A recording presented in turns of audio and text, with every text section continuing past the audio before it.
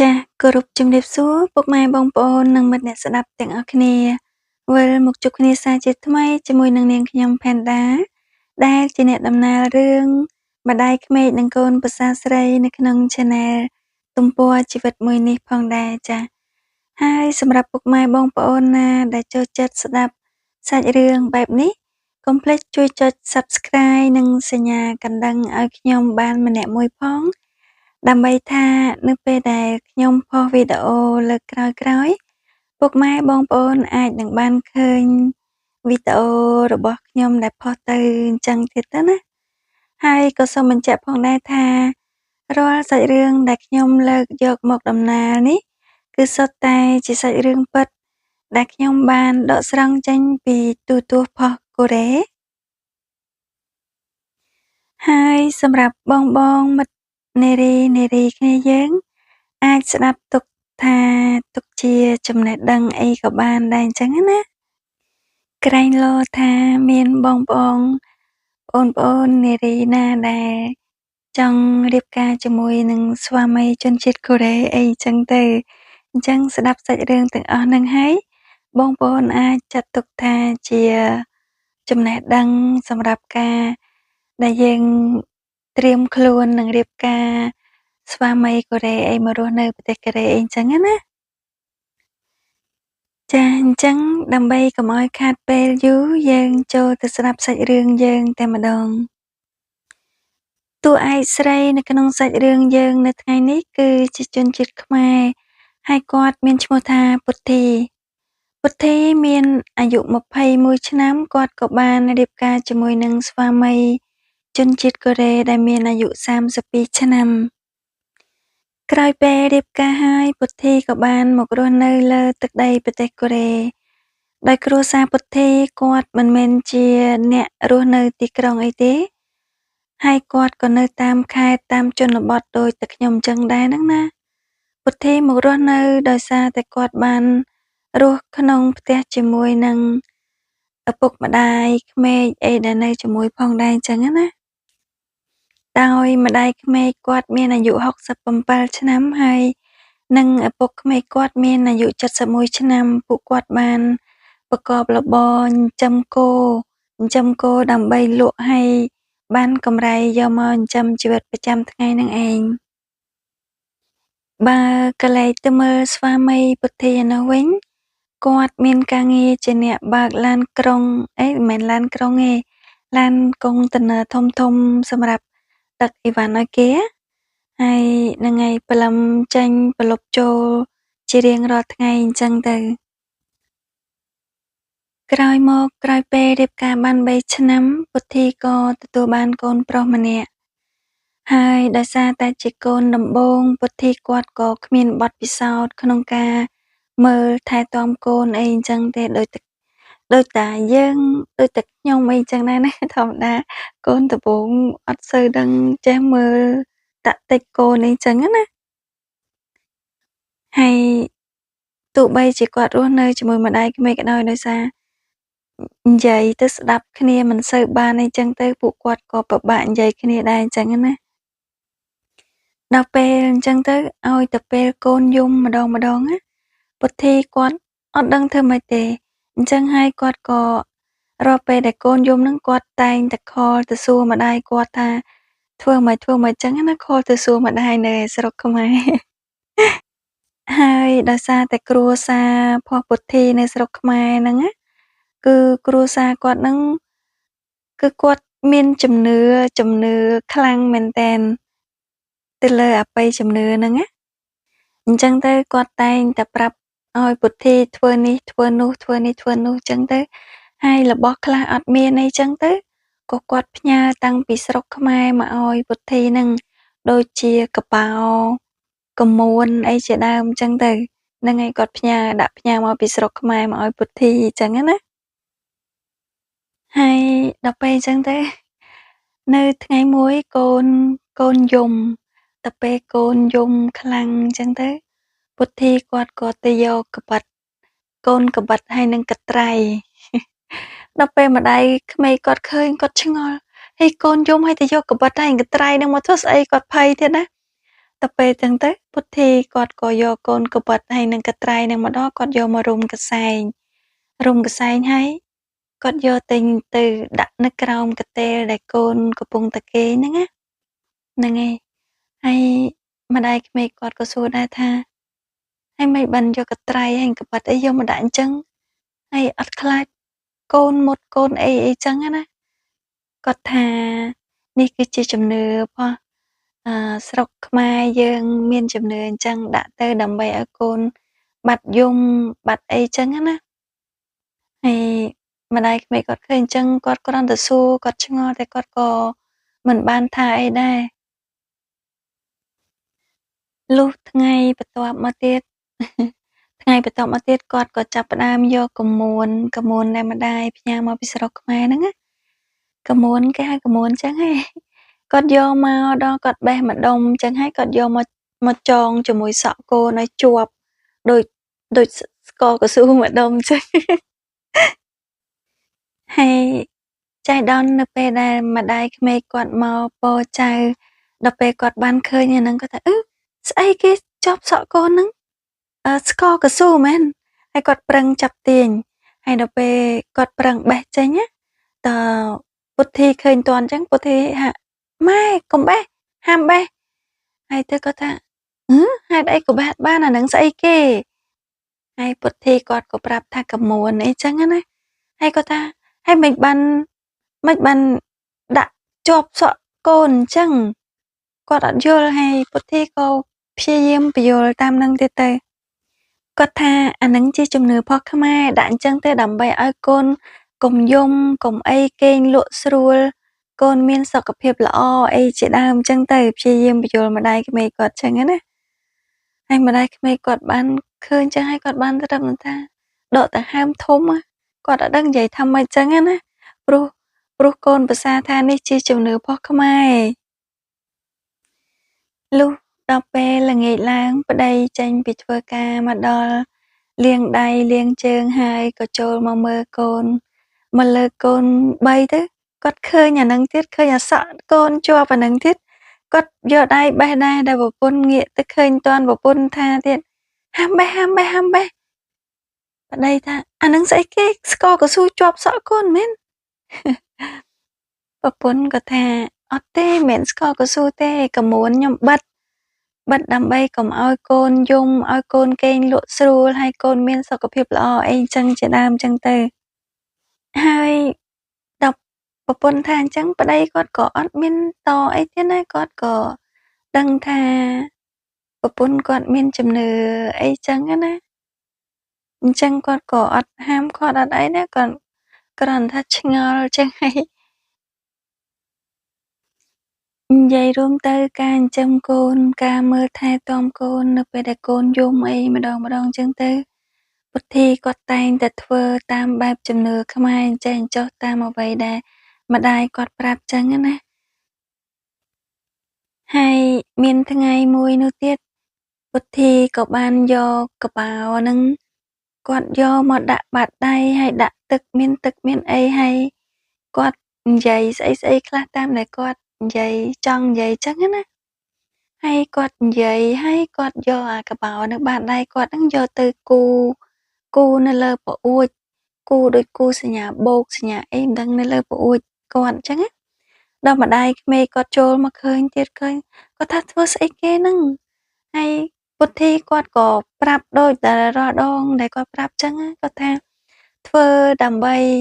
ជាកិច្ចកុំឲ្យកូនយំកុំឲ្យកូនអីចឹងណាឲ្យកូនគេងលក់ស្រួល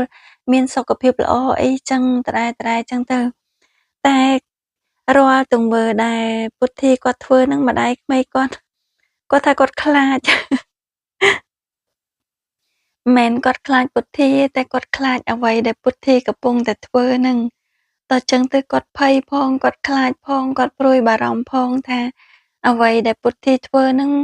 វាត្រូវឬក៏ខុសអីចឹងគួរឬក៏មិនគួរអីចឹងណាហើយគាត់ព្យាយាមប្រាប់ពុទ្ធីដែរថាបើនៅស្រុកខ្មែរពុទ្ធីធ្វើគាត់អត់ថាប៉ុន្តែនេះនៅស្រុកកូរ៉េពួកគាត់អត់មានជំនឿទាំងអស់ហ្នឹងទេអញ្ចឹងពុទ្ធីអាចធ្វើអ្វីតាមទំនៀមទម្លាប់ កូរ៉េអីខ្លះបានអត់កុំឲ្យយកជំនឿរបស់ខ្មែរហ្នឹងងប់ខ្លាំងពេកអីចឹងណាគាត់ថាគាត់ខ្លាចហើយគាត់អត់ចូលចិត្តទេប៉ុន្តែពុទ្ធីគាត់ថាម៉ែឯងអត់ចូលចិត្តប៉ុន្តែខ្ញុំចូលចិត្តពុទ្ធីគាត់ឆ្លើយតបចឹងម្ដាយក្មេកគាត់ក៏អត់មានអីត្រូវនិយាយទៀតចឹងណាគាត់បានត្រឹមតែមកដកដង្ហើមធំចឹងទៅហើយគាត់ក៏អត់មានពាក្យអីនិយាយបានត្រឹមតែដកដង្ហើមធំចឹងទៅហើយជីវិតរបស់គាត់គឺគាត់តែងតែ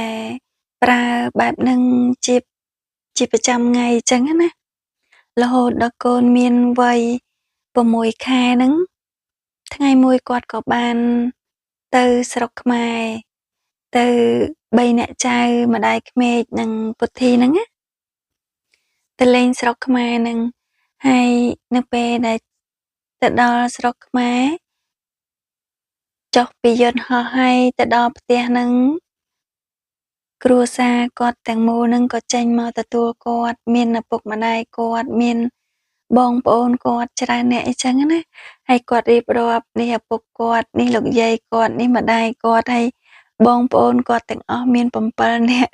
ហើយដល់ចឹងម្ដាយក្មេកគាត់ឡើងភ្ញាក់អូយបងប្អូនអីក៏ច្រើនមែនចឹងណាដោយសារតែនៅកូរ៉េគេអត់សូវមានកូនច្រើនទេភាគច្រើនតែគេយកត្រឹមតែ2ឬ3អីហ្នឹងទេអ្នកខ្លះលោតដល់4ហ្នឹងគេរាប់ថាច្រើនហើយបើចូល5ទៀតគឺមួយគេដកចកាមាន់ប៉ុន្តែបើងាកមកយើងស្រុកខ្មែរវិញកូន5 6 7ហ្នឹងជាទូទៅសូម្បីតែខ្ញុំបងប្អូនខ្ញុំក៏ខ្ញុំមាន6នាក់ដែរហើយនៅថ្ងៃបន្ទាប់នៅស្រុកខ្មែរហ្នឹងពេលថ្ងៃគឺថ្ងៃក្តៅខ្លាំងមែនទែនបងប្អូនហើយនៅពេលដែលថ្ងៃក្តៅខ្លាំងចឹងទៅកូនប្រុសរបស់គាត់ហ្នឹងក៏យំខ្លាំងគាត់ក្តៅគាត់យំហើយទៅពេលគាត់យំកង្ហារអីក៏អត់មានទៀតមួយនាំគ្នាបក់ផ្លិតឲ្យគាត់ហើយគ្នាមិនដឹងថាក្តៅយ៉ាងណានិយាយរួមទៅសូម្បីតែអារម្មណ៍ហ្នឹងខ្ញុំក៏ធ្លាប់ជួបដែរកូនខ្ញុំពេលដែលគាត់មានអាយុ6 ខែខ្ញុំនាំគាត់ទៅលេងស្រុកខ្មែរហ្នឹងជិះតាមឡានហើយអាឡានហ្នឹងក្តៅខ្លាំងហើយតាមផ្លូវហ្នឹងមានណាអាឡានហ្នឹងវាខូចទៀតហើយដល់ពេលចឹងទៅចុះ3កូនទៅសុំទឹកផ្ទះតាមផ្ទះអ្នកស្រុកនឹងមុជឲ្យកូននោះក្តៅហើយកូនយំអាណិតនិយាយរួមអាណិតគ្នាទៅថាគ្នានៅនេះវាត្រជាក់ហើយដល់ពេលទៅស្រុកខ្មែរចំមួយខែក្តៅខ្លាំងហ្នឹងគ្នាពិបាកទទួលយកដែរហ្នឹងណាហើយដល់ពេលចឹងទៅគ្នាក៏ទៅពីយំផងស្រែកផងឡើងពេញទឹកពេញដីហ្នឹងហើយរហូតដល់បងជីដូនមួយគាត់ហ្នឹងក៏បានទៅខ្ចីកង្ហារផ្ទះអ្នកជិតខាងគេមានកង្ហារចឹងណាទៅខ្ចីកង្ហារគេខ្ចីទាំងកង្ហារខ្ចីទាំងអាគុយគេយកមកទៀតផ្ទះគាត់នឹងកង្ហារក៏អត់មានអាគុយក៏អត់មានទៀតអញ្ចឹងហើយទៅខ្ចីមួយសេតរបស់គេមកដាក់ឲ្យកូនអញ្ចឹងទៅហើយម្ដាយក្មេកគាត់ក៏បាននិយាយថាមុនពេលមកកូរ៉េហ្នឹងកែងកូនឯងដឹងទេតាឯថាស្រុកខ្មែរហ្នឹងក្តៅខ្លាំងមែនកូនឯងអត់ដឹងណាមែនអត់ហើយចុះហេតុអីបានកូនឯងអត់ព្រមទិញកង្ហារអាតូចមួយពីស្រុកកូរ៉េទៅចឹងណាគាត់ចង់និយាយថាទិញអាតូចមួយពីស្រុកកូរ៉េយកទៅដើម្បីដាក់ឲ្យកូនចឹងណាហើយប៉ុន្តែពុទ្ធីគាត់ក៏តបទៅវិញថាគាត់ថាមិនបាច់ទិញទេតាមពិតទៅខ្ញុំមើលទៅចង់និយាយថាដោយសារតែពុទ្ធីនិងម្ដាយក្មេករបស់គាត់និយាយ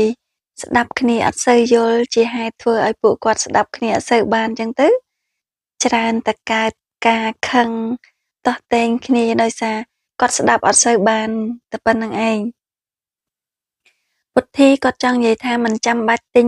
មកពីកូរ៉េទេនៅស្រុកខ្មែរហ្នឹងក៏មានលក់ដែរអាចទិញនៅស្រុកខ្មែរបានចឹងណាចំណែកម្ដាយក្មេកគាត់នោះអត់យល់ថាពុទ្ធីនិយាយអញ្ចឹងឯងបែរជាគិតថាពុទ្ធីអត់ព្រមទិញទេតែពេលចឹងទៅហើយជាហេតុធ្វើឲ្យម្ដាយក្មេកហ្នឹងគាត់ខឹងគាត់ថាពុទ្ធីហ្នឹងរឹងគាត់និយាយអីអត់ស្ដាប់អីចឹងណាហ្នឹងហើយ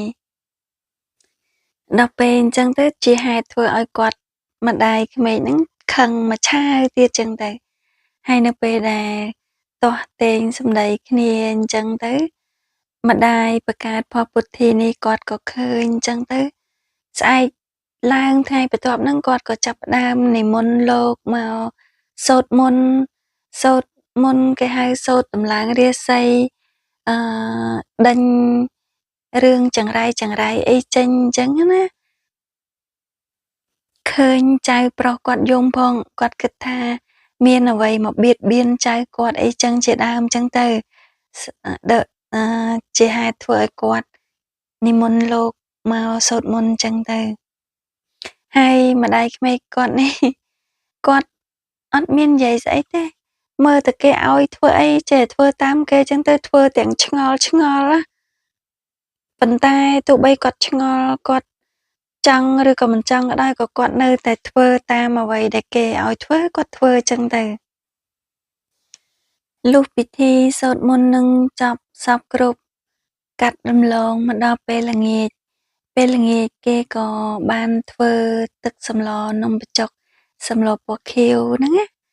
អឺទឹកសម្លនំបញ្ចុកហ្នឹងញ៉ាំហើយបងប្អូនសាក់ទាយមើលថាស្រុកអីគេខ្ញុំអត់ដែលឃើញទេមែនតាគេញ៉ាំនំបញ្ចុកគេដាក់ចានចៀមហើយគេស្រូបទឹកស្លមកហើយគេអត់មានញ៉ាំចង្កឹះទេបងប្អូនសាក់ទាយថានៅស្រុកខ្មែរយើងតើនៅស្រុកណាខេត្តណាដែលគេអត់ញ៉ាំចង្កឹះហើយគេដាក់ចានចៀមនំបញ្ចុកហ្នឹងណាគេដាក់ចានចៀមចានតប៉ែតយ៉ាងហ្នឹងហើយស្រូបទឹកនំបញ្ចុកមកហើយគេញ៉ាំដៃគេអត់មានចង្កឹះអត់មានស្លាបព្រាអីទេគឺចាប់ដៃញ៉ាំមកខ្ញុំទៅតែឃើញលើកទី1ហ្នឹងមែនតាខ្ញុំនៅស្រុកកាចេះខេត្តកាចេះណាខ្ញុំញ៉ាំចង្កឹះតែហើយស្រុកផ្សេងក៏គេប្រហែលជាញ៉ាំចង្កឹះតែខ្ញុំទៅឃើញស្រុកនេះមួយគេអត់ញ៉ាំចង្កឹះអត់ញ៉ាំស្លាបព្រាឃើញញ៉ាំដៃដូចស្រុកឥណ្ឌាអញ្ចឹងខ្ញុំចង់ឲ្យបងប្អូនទាយហើយបងប្អូនណាដឹងបងប្អូនជួយ comment ប្រាប់ផងថា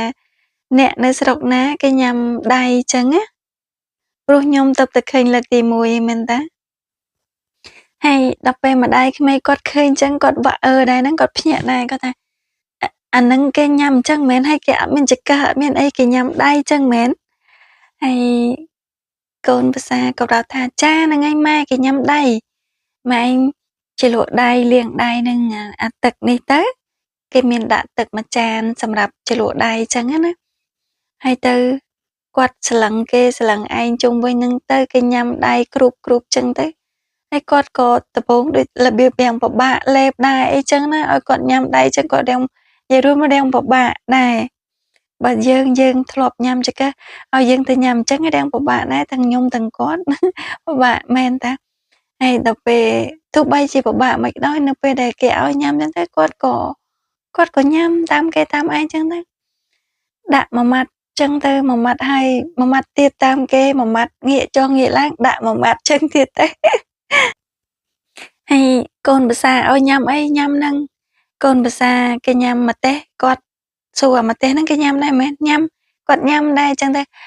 ម្ទេសបងប្អូនម្ទេសនៅស្រុកកូរ៉េអាម្ទេសគេថាហឹរហ្នឹងក៏វាអត់សូវហឹរអីហ្មងដែរខុសពីម្ទេសយើងម្ទេសស្រុកយើងតូចប៉ុន្តែហឹរខ្លាំងណាស់ហឹរខ្លាំងមែនទែនហើយម្ទេសស្រុកកូរ៉េគេញ៉ាំគេជ្រលក់មួយសៀងជាមួយម្ទេសអីគេចឹងណាគេជ្រលក់ញ៉ាំវាហឹរវាមានអត់ហឹរនិងអាហឹរប៉ុន្តែអាហឹរហ្នឹងក៏វាមិនមែនហឹរខ្លាំងឯដែរហឹរមកគេអាចញ៉ាំបានដូចជាលក់បន្លែអញ្ចឹងណាប៉ុន្តែដល់ពេលគាត់មកខាំអាម្ទេសយើងមួយម៉ាត់ទៅឡើងចេញទឹកភ្នែកគាត់ស្រែកថាអូយម្ទេសស្អីគេអីក៏ហឹរខ្លាំងម៉េះដល់អញ្ចឹងហឹរខ្លាំងពេកគាត់ស្រែករកទឹកឡើងលឿនគាត់ញ៉ាំទឹកញ៉ាំអីចឹងទៅដើម្បីកុំឲ្យហឹរខ្លាំងពេកចឹងណាមួយថ្ងៃបានកន្លងផុតទៅទៀតអញ្ចឹងនៅថ្ងៃបន្ទាប់ហ្នឹងពុទ្ធីគាត់ក៏បាននាំម្ដាយក្មេកគាត់ទៅតាមឪពុកគាត់ជាអ្នកឡើងត្នោតធ្វើស្ករយកទឹកត្នោតមកធ្វើស្ករអញ្ចឹងណាអញ្ចឹងទៅគាត់ក៏នាំម្ដាយក្មេកគាត់ទៅជាមួយនឹងឪពុកគាត់ទៅ មើលឪពុកគាត់ឡើងត្នោតនឹងឪពុកគាត់ឡើងត្នោតយកទឹកត្នោតចុះមកឲ្យដួសឲ្យម្ដាយក្មេកគាត់សាកមើលចឹងណាប្រាប់ថានេះគឺជាទឹកត្នោតឆ្ងាញ់ឲ្យគាត់ប្រសាសាកមើលចឹងទៅហើយគាត់ក៏រៀបរាប់ប្រាប់ពីជីវិតគាត់ដែរមុនទៅកូរ៉េគឺគាត់រស់នៅបែបហ្នឹងចឹងណាហើយក្រោយពេលយកទឹកត្នោតបាននឹងហើយប្រហែលកំប៉ុងនឹងហើយទៅក៏គាត់ទៅផ្ទះត្រឡប់ទៅផ្ទះវិញហើយគាត់ក៏យកទឹកត្នោតនឹងយកមកដាក់ខ្ទះរៀបចំដាក់ខ្ទះហើយគាត់កូរដើម្បីធ្វើជាស្ករម្ដាយក្មេកគាត់នឹងក៏នៅឈរមើលពុទ្ធីធ្វើជាមួយនឹងឪពុកគាត់នឹងចឹងទៅហើយគាត់ក៏ជួយអីដែរអ្វីដែលគាត់ជួយធ្វើបានគាត់ក៏ធ្វើជាមួយចឹងណាហ្នឹងហើយក្រោយពេលដែលគាត់កូរស្ករនឹងចេញជាស្ករហើយទៅ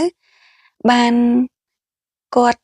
ឲ្យម្ដាយក្មេកគាត់ភ្លក់ថាហើយអានេះគឺជាស្ករធ្វើចេញពីទឹកត្នោតនឹងមកអីចឹងណាស្ករស្រុកខ្មែរដែលគេនិយមចូលចិត្តមានរសជាតិឆ្ងាញ់អីចឹងទៅហើយគាត់សួរថាស្ករនឹងយកបានប៉ុណ្្នឹងហើយយកធ្វើអីចឹងណាពុទ្ធីគាត់ថាបានប៉ុណ្្នឹងហើយគាត់យកទៅលក់គាត់លក់ឲ្យអ្នកស្រុកអ្នកភូមិគេមកទិញចឹងណាហ្នឹងហើយតគាត់ឃើញកូនប្រសាគាត់ចឹងទៅគាត់ក៏និយាយថាអាណិតកូនប្រសាគាត់ជីវិតចឹងគាត់ថាគាត់នៅនោះគាត់ធ្វើការងារលក់ដូររកស៊ីដែរប៉ុន្តែ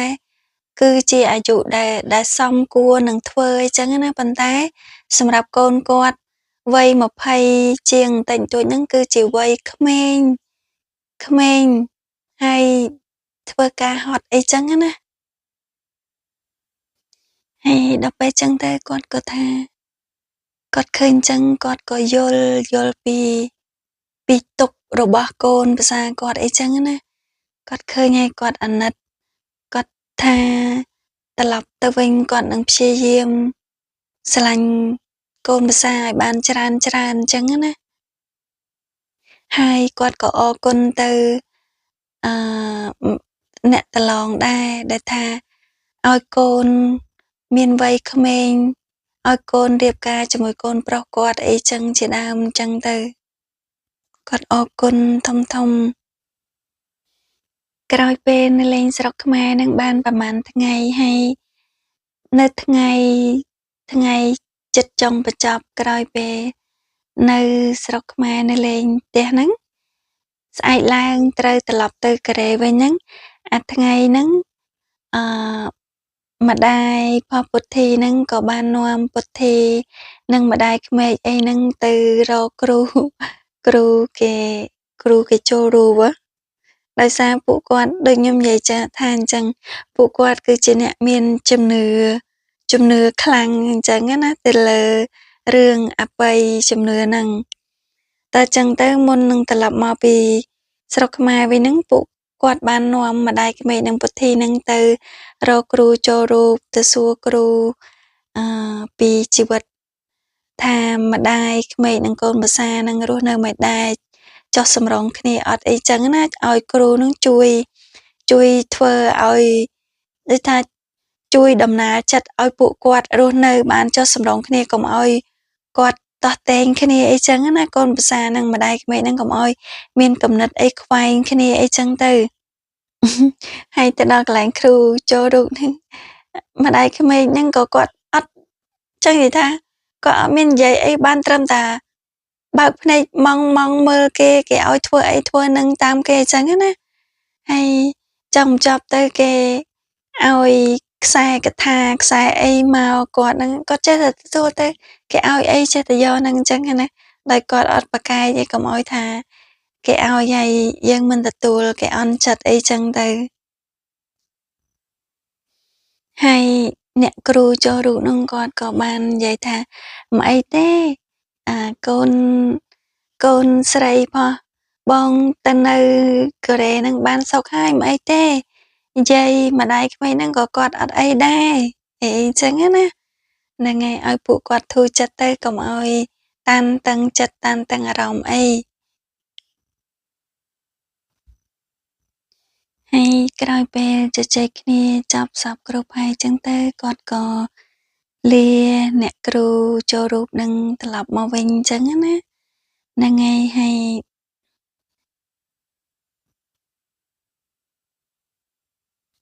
ហើយបន្ទាប់មកពួកគាត់ក៏បាននាំគ្នាទៅផ្សារដើម្បីទិញកង្ហារមួយយកមកជូនអ្នកប្រឡង ជូនអ្នកប្រឡងមុនគាត់ត្រឡប់ទៅស្រុកគ្រែវិញចឹងទៅកុំឲ្យអ្នកប្រឡងនឹងក្តៅខ្លាំងពេកហ្នឹងហើយគាត់ក៏បាននិយាយទៅប្រាប់អ្នកប្រឡងដែរថាគាត់នឹងផ្ដល់ក្តីស្រឡាញ់ឲ្យកូនប្រសាឲ្យបានច្រើនកុំឲ្យអ្នកប្រឡងព្រួយបារម្ភអីចឹងណាហ្នឹងហើយថ្ងៃបន្ទាប់មកពួកគាត់ក៏បានចេញពីស្រុកខ្មែរនឹងឡើងមកកូរ៉េវិញហើយប្រកបការងារនិងជីវិតប្រចាំថ្ងៃពួកគាត់នឹងតទៅទៀតចឹងទៅហើយសាច់រឿងនេះខ្ញុំក៏សូមបញ្ចប់ទៅត្រឹមហ្នឹងដែរហើយសម្រាប់បងប្អូនដែលបានស្ដាប់តាំងពីដើមរហូតដល់ចប់ មានគំនិតយ៉ាងណាដែរហើយបងប្អូនគិតថារឿងនេះខ្ញុំគួរដាក់ចំណងជើងថាម៉េចឲ្យសមទៅនឹងសាច់រឿងហ្នឹងចឹងណា